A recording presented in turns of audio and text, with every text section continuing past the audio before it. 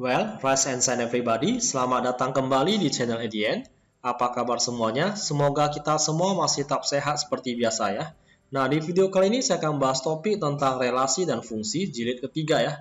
Yang isinya itu adalah korespondensi satu-satu ya. Nah, yang artinya fungsi yang memetakan setiap anggota dari himpunan A ke tepat satu anggota B. Dan setiap anggota himpunan B ke tepat satu anggota A.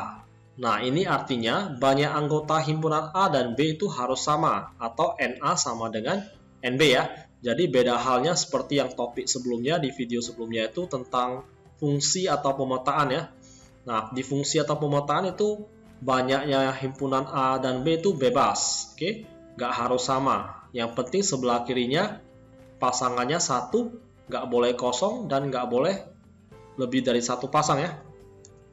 Nah, rumus untuk mencari korespondensi satu-satu itu adalah N faktorial. Jadi, N tanda seru itu bacanya adalah N faktorial ya. Nah, tanda seru ini dijabarkan jadi N kali N kurang 1 dikali N kurang 2 kali sampai berakhir di angka 1. Jadi, dia terus mundur satu langkah sampai angka 1 stop. Oke, contohnya gini. Misalnya N-nya itu adalah 7 ya. Misalnya N-nya itu adalah 7.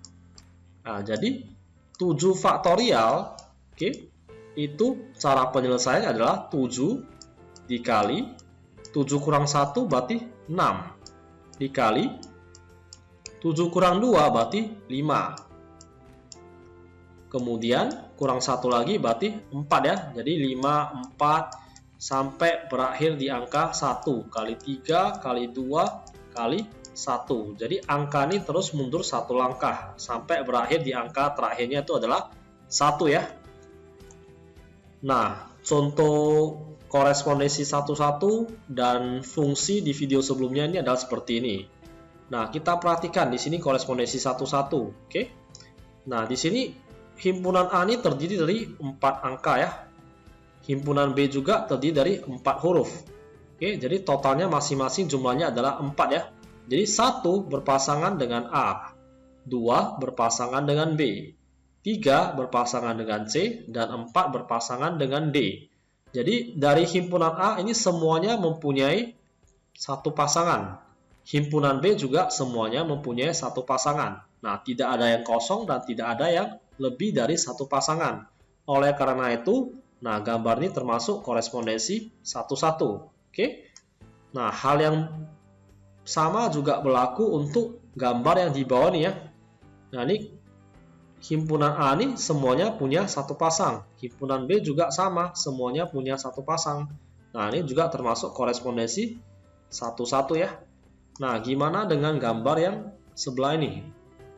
Nah, ini 1, 2, 3, 4. Masing-masing mempunyai satu pasang. Sementara yang B, nah ini C ini mempunyai dua pasangan ya. Sementara yang D ini kosong, nggak ada pasangan. Nah, oleh karena itu, ini tidak termasuk korespondensi satu-satu ya.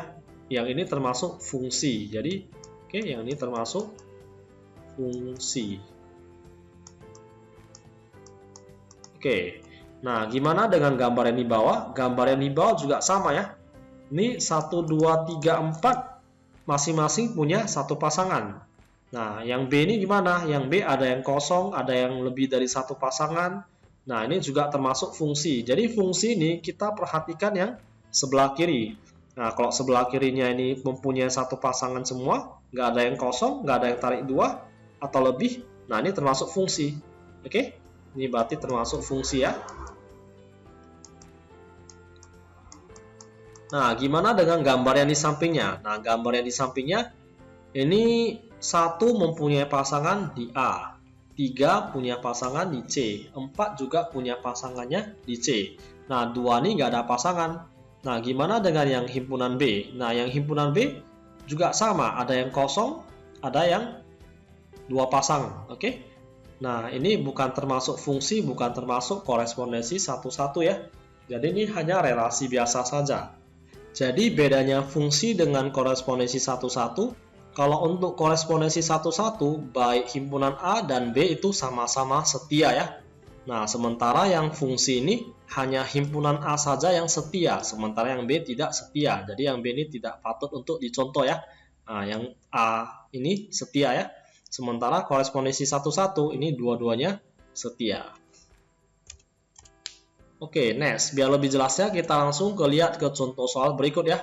Nah, diketahui himpunan A itu 1, 4, 9, 16, 25. Nah, jadi ini ada sebanyak 5 ya. Jadi NA-nya ini ada 5. NB-nya ini 1, 2, 3, 4, 5. Juga jumlahnya 5 ya. Nah, gambarkan diagram panah dari himpunan A ke himpunan B dengan relasi kuadrat dari. Oke, apakah fungsi dari himpunan A ke himpunan B merupakan korespondensi 11? Oke, mari kita selesaikan ya. Jadi pembahasannya seperti ini. Nah, kita masukin dulu himpunan A-nya itu ada 1, 4, 9, 16, 25 ya. Nah, kita masukin semua angkanya. Himpunan B kita masukin juga 1, 2, 3, 4, 5. Nah, setelah itu relasinya itu adalah kuadrat dari ya. Nah, jadi kita taruh namanya ini adalah hubungan antara A dan B itu adalah kuadrat dari. Oke. Nah, 1 kuadrat dari 1. Oke. Nah, 4 itu merupakan kuadrat dari 2. Nah, jadi 4 dihubungkan atau dipasangkan ke 2 ya. Nah, 9 itu merupakan kuadrat dari 3.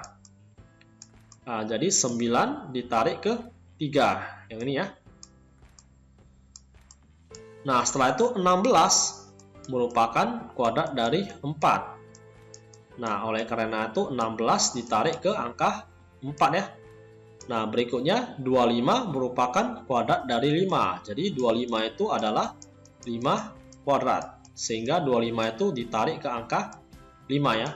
Nah, kesimpulannya gimana? Apakah fungsi dari himpunan A ke himpunan B merupakan KSS? Nah, kita perhatikan. Yang A ini kan tadi awalnya ada 5 angka. Yang B juga 5 angka. Nah, kedua himpunan ini masing-masing mempunyai satu pasangan ya.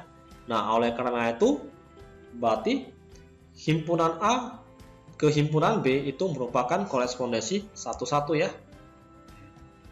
Next, kita langsung lihat ke contoh nomor 2 ya. Contoh soal nomor 2. Tentukan banyak korespondensi 11 yang mungkin antara himpunan A dan B. Oke, jika jumlah A itu sama dengan jumlah B sama dengan 3. Nah, kita pakai rumus yang korespondensi 11 yaitu N faktorial ya. Nah, jadi banyaknya KSS itu sama dengan N faktorial. Nah, N-nya itu sama-sama 3 ya.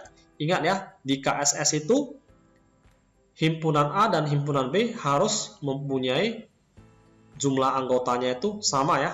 Nah, jadi ini 3 faktorial, oke, itu artinya 3 kali 2 kali 1. Sampai 1 berhenti ya. Jadi 3 kali 2 yaitu adalah 6. Nah, nomor 3. Diketahui himpunan P itu ABCD. Nah, NP ini jumlahnya ada 4. Nah, Q ini 1, 2, 3, 4. Jumlahnya juga 4. Nah, tentukan banyak KSS yang mungkin antara himpunan P dan Q ya. Nah, dari sini soalnya kita masukin NP itu sama dengan NQ sama dengan 4 ya.